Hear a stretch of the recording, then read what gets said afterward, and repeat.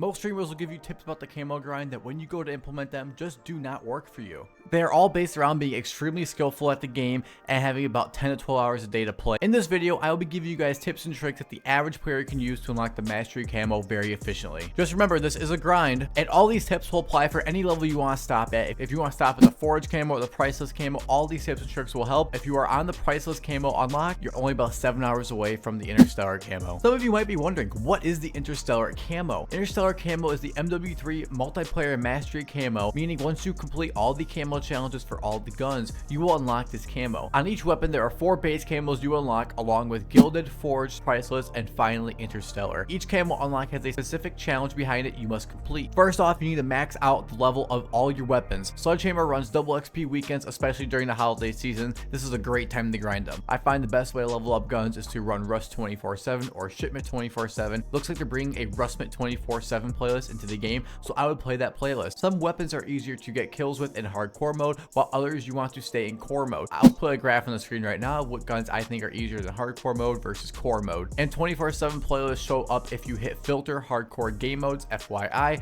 this will help you guys out a lot. This is because the battle rifles and marksman rifles are all one-shot kills in hardcore mode, rendering them to play like snipers instead of just basic rifles. Pistols, burst weapons, and shotguns are much easier to level up and complete challenges while in hardcore playlists as well. While you are leveling up your gun, there are usually basic camo challenges. These are normally get 50 kills with this weapon or get 15 headshots and so on. The harder ones are more like penetration kills, which we will go over a little bit later. You can complete some of these challenges on your way to maximizing the weapon level. This will help you save time later. The fourth camo challenge will always unlock once you hit the max level, so make sure you wait until you max the level out to actually do this challenge, or it will not count. I did that a lot. Do not make that mistake. If you're watching this video after season 1 dropped, which a lot of you are, ignore what I'm about to say. Start with the launcher, because the launcher you can level up on itself to get to the priceless challenge, and the forged camo challenge requires you basically to shoot 25 claymores, and that's just impossible. It's really impossible. I will way later, but it's impossible. After that, I use my double XP tokens on the weapons that suck. Ones I can remember were the haymaker and the snipers. The rest seem pretty good overall, or were good enough to be good in hardcore mode. If it's good in hardcore mode, I didn't really use double XP unless I got to this point. Once you complete all the challenges with the bad guns in double XP, start with the ARs and go through using your double XP tokens to level up all the weapons. Be sure to maximize the time for double XP because it's real time and it's not actually in game time. Do not walk away and leave some of this time on the table. It'll save you so much time later. It's basically a 2-for-1 deal. Hopping into the base camo challenges, before we get into the extreme annoying challenges, I want to give a broad overview of how to do the basic challenges on each weapon. Some are trickier than others. For starters, the assault rifles are fairly simple. Level the weapon up, and when you unlock each challenge, just go for the challenges one by one. Most of these are so basic, like 50 kills or 50 ADS kills. These you don't have to go out of your way for, but 15 headshots you might have to. So make sure once you know that's there, if you see an AFK guy, make sure you just shoot him in the head and make sure you don't mess that one up. It'll save you lots of time later. The fourth camo for each weapon will be unlocked once you have maxed out the weapons levels. This is where I would recommend to go on to the next weapon and do not do the 25 tac stance kills, etc., or whatever the fourth camo challenge is if you are running double XP, because that would be wasting your double XP tokens. For battle rifles, the only thing I wanted to touch on is that the 10 kills with a scope is not a super zoomed in scope. This just means any sight on the weapon. I would say the MK3 reflector is amazing. Most of the battle rifles are good. However, if you're struggling here, go into hardcore mode. Make the attachments all help you with sprint to fire and ADS speed, and put on a nice scope. It will act as a sniper rifle, rendering it way easier to use. I did this for the Sidewinder and the MTZ762. The Bass Beat is actually one of the best weapons in the game currently. Remember, you do need 50 fully auto kills, so make sure that if you do change the gun over to semi-fire mode and hardcore mode, that you actually do go and get some kills in fully auto mode as well. The only submachine gun challenge that can be difficult are the kills while operators are affected by your tactical. For this, you must flash or stun your enemy and then kill them while they are still affected by the tactical grenade. I'll add more tips for this later on in the video. Nothing really to add for the shotguns besides to go to hardcore mode and shoot people from AR range with your shotguns, basically, because that's how hardcore mode works. It's a lot of fun hearing people rage. It's a lot of fun, trust me. The whole camo grind, you will make people rage. LMGs are pretty simple besides the penetration kills. The thing to remember here is that your last bullet is the one that has to penetrate for a wallbang to show up. I think I would get some of these achieved without the wallbang tag showing up though, so it was kind of iffy. I'll show you guys more spots for these later on in the video. Marksman rifles are very simple. I would say that most of these are way better in hardcore mode as well with a slate reflector sight, as you can see from these clips right here. I found the longbow is extremely difficult to get fit kills consistently with while in core. I think they nerfed it. Sucks. Love the sniper. They nerfed it, I think. So I went to hardcore mode only for that sniper. 50 kills shortly after ADSing can be tricky. tricky because if you quick scope, they don't count unless you are fully scoped in. For the challenge of getting 3 kills with one magazine 10 times, simply put on the biggest magazine you can and go get 3 kills. I'll have more for this one later though. Secondary and knife challenges are very simple. I am not talking about the launcher until later. You will not need to do this challenge if you are watching this video after season 1 has come out. You can just use a new SMG or assault rifle. Now we're gonna hop in tips and tricks for the challenges that I deem as being hard challenges, and basically anything that I found somewhat difficult that I think you guys would really gain some knowledge from. In the details about all these, you get 50 kills. Yeah, you just run around and get 50 kills, play Rust. It's pretty easy, you know. But for these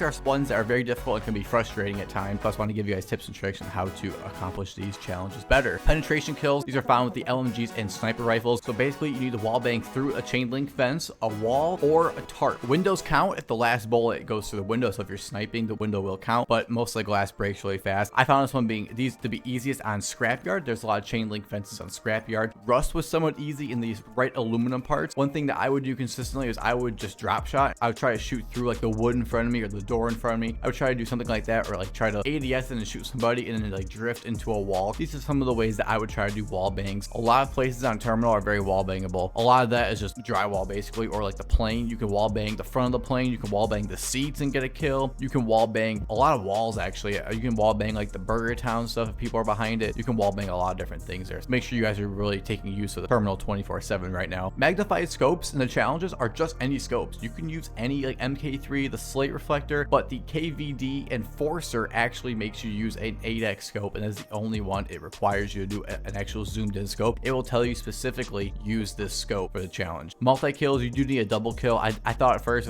this would be a quad kill or something, but double kills counted for me, so I hope that wasn't a bug. They were gonna fix it later. I just went on Rust basically. I got the top 2 on Rust, the second layer, and basically just ran around. It's really easy to find somebody spawning up if you get 1 kill already. You know, just fly at somebody for the second kill. Boom, easy and done. For a 3 kills, 1 magazine challenge, this can span multiple lives, so just don't reload. Get your 3 kills and be done with it. I will put on the largest magazine as well because this makes it a lot easier. When going for launcher kills, I would always go to the top of Rust, go to the top 3 and shoot down. As you guys will see, it's very easy to get kills. For some reason, this launcher does not want to explode properly, but if you go in hardcore mode and go to Rust, top 3, easy kills. Really watch the wording on the challenges. Moving and strafing are very particular. Moving means literally moving at all, while strafing is specifically left to right. This one will burn you if you don't look at it properly, because you'll go from one challenge saying strafing and the next challenge will be moving, and you'll be doing your moving, then you go to strafing, and you just in your head you don't really pick up on it. So let's make sure that you're actually reading it out loud and making sure it makes sense before you go and do it. Getting kills with an underbarrel attachment actually means just having an underbarrel equipped, not a grenade launcher or a shotgun. I was doing this for the Holger 5.56. I actually didn't even put anything on. I just had the normal underbarrel that I was running. I got all my kills with that weapon. Popped up saying I completed the challenge. I was like, what, are you kidding me? I had a vertical grip on my weapon for the underbarrel, and that counted for the kills. For the challenge called clean kills or suppress clean kills,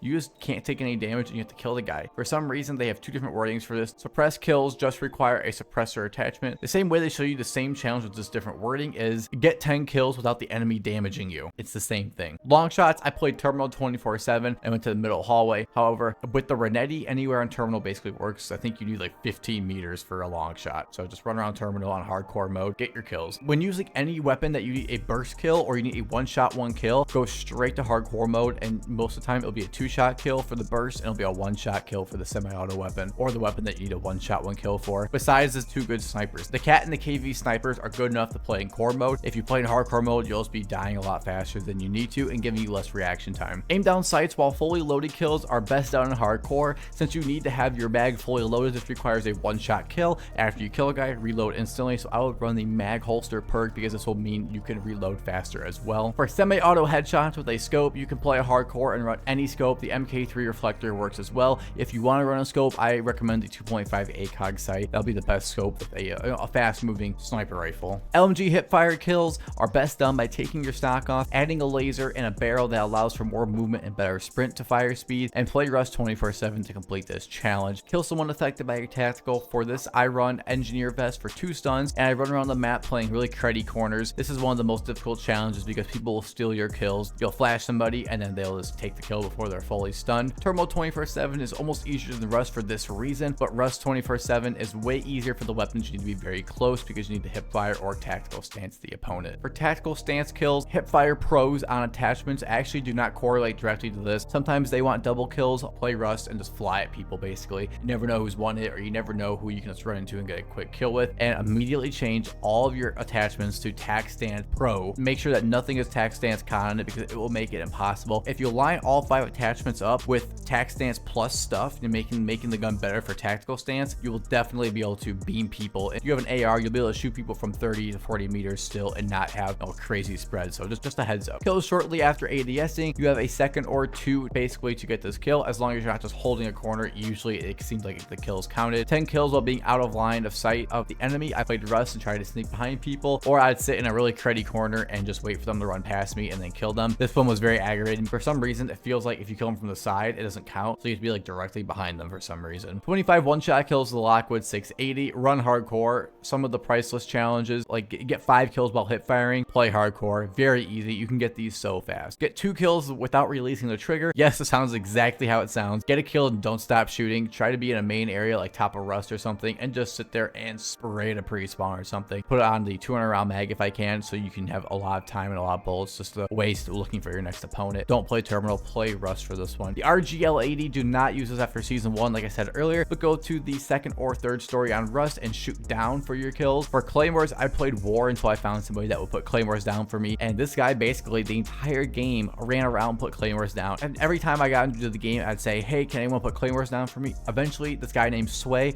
actually said, yes, where are you at? I saw him, I'm running engineer perk. I can see when you put claymores down. And he was like, okay, sweet. So he started putting them down and I was just sitting there shooting them and blowing them up. And I was thinking, okay, I'm gonna get 3 or 4 out of this. No, the guy did it the entire time. He was so nice. So I'm very thankful for Sway. Appreciate you, and I hope you're doing good. Knife revenge kills. So basically, I would play Rust and I would just go die to somebody that looked bad. And then I would try smoking the entire area and then run to him basically and get the kill. Or try to remember the operator. So if you get killed by a 21 Savage operator, then you gotta go kill 21. If a guy wore a CDL skin, I found it easier to, you know, track and figure out where people were. You really gotta remember what the guy looked like, or you just run around and just knife everybody. Die, they go around knife everybody because it doesn't matter. I ran the smoke airdrop as the field upgrade as well because this really helped out. Just smoke the entire area. Puts down a line of smokes basically for you, so it's pretty cool. If you made this far in the video, you should go comment down below what the hardest challenge that you are stuck on right now is, and I will try to help you out with it directly. I can work with you, and you can tell me what your problems are, and I will definitely listen and give you guys a good response. Be sure to drop a like and subscribe, guys, and hope you guys all have a wonderful day. Thank you guys, appreciate you.